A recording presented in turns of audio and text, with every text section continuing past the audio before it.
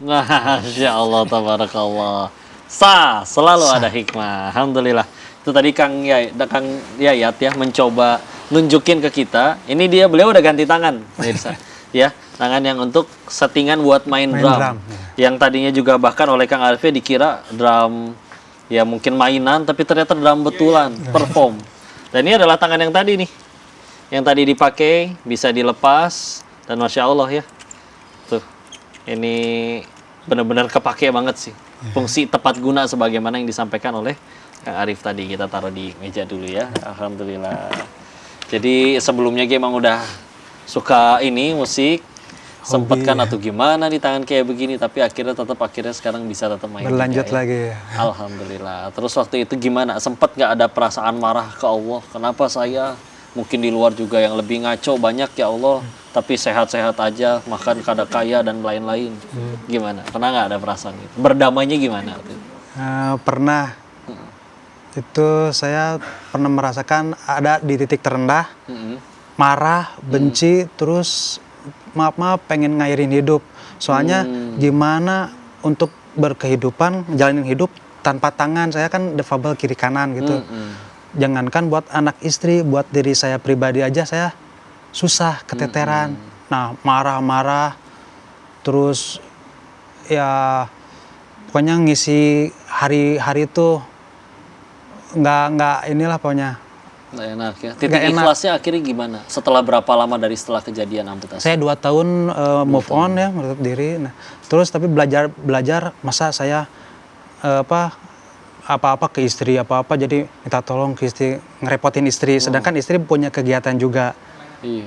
Ujung-ujungnya saya coba belajar mandiri, terus sempat berjejaring ke Pejajaran, ketemu disabilitas juga. Mereka juga kayak semangat lah, saya belajar dari situ. Terus di rumah hal kecil kayak saya mandiri, kayak makan, minum, maaf buang air kecil, buang air besar sendiri, mandi, dan alhamdulillah bisa saya mandiri. Terus dari Kang Arifnya sendiri, ini emang dari dulu suka dengan teknologi ini sampai akhirnya bidang kayak gini atau gimana awalnya? Enggak, justru saya itu bidangnya komunikasi, kuliahnya padahal komunikasi sosial. Tapi disitulah saya terbuka sebetulnya, oh dunia ini tuh banyak ilmu yang berbeda selain teknik. Jadi dulu dari jurusan yang mindsetnya teknik banget, terus ke sosial, barulah terbuka, oh ternyata dunia ini digerakkan bukan hanya dari teknologi saja.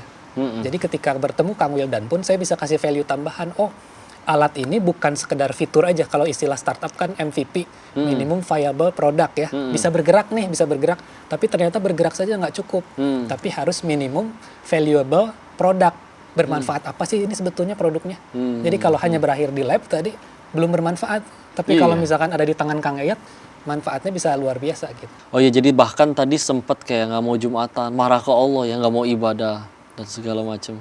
Iya. Karena saya kenapa kok saya diinginin orang lain enggak, terus kayak cemburu gitu terus 5 waktu saya sempat lalai Jumatan juga. Tapi support dari istri, anak, keluarga, orang terdekat itu ya, terus ngasih yang support yang positif. Dan saya coba ngeberaniin kayak sholat Jumatan gitu. Itu juga kena interaksi dengan tetangga juga akhirnya. Kayak gini, ke sholat Jumatan udah mau nih hati, udah sholat. Tapi ada aja pengganggu, kayak anak mau ngeliatin, terus mungkin kayak aneh saya sholat pakai tangan robot ini gitu. Oh, anak-anak kecil. Ada aja pengganggu, padahal saya udah niat gitu.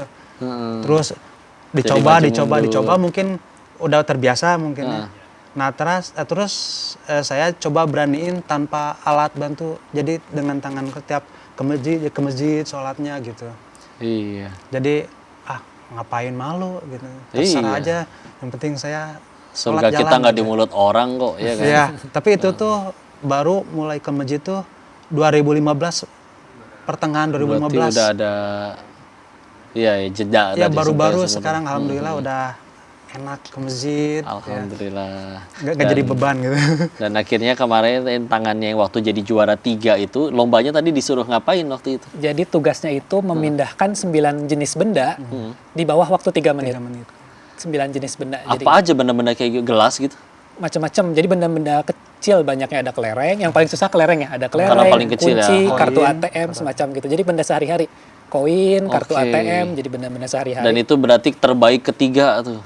Ya, Karena juara 3. pertama Berapa ditentukannya pesertanya? waktu itu 5 sampai 6. 6 negara, sampai jadi 6 per negara, negara, ya. 5 sampai 6 negara. Jadi ditentukannya itu lolos tidak lolos. Kalau di bawah 3 menit itu lolos. Hah. Baru setelah itu ada peringkatnya gitu. Jadi ini Oh, sudah berhasil dulu yang alatnya penting dibikin di voting. terserah, bikin alatnya kayak gimana, yang penting tesnya 3 seperti menit itu. ya, 3 Beres, menit. 3 menit. Nah, kita lolos tapi memang secara waktu paling akhir juara 3 itu. Masya Allah, Tapi lolosnya tetap aja bersaing dengan negara lain, alhamdulillah ya. Dan kita akan masih banyak mengambil hikmah lebih banyak dari narasumber kita yang luar biasa ini. Berdua jangan kemana-mana, tetap di Selalu Ada Hikmah.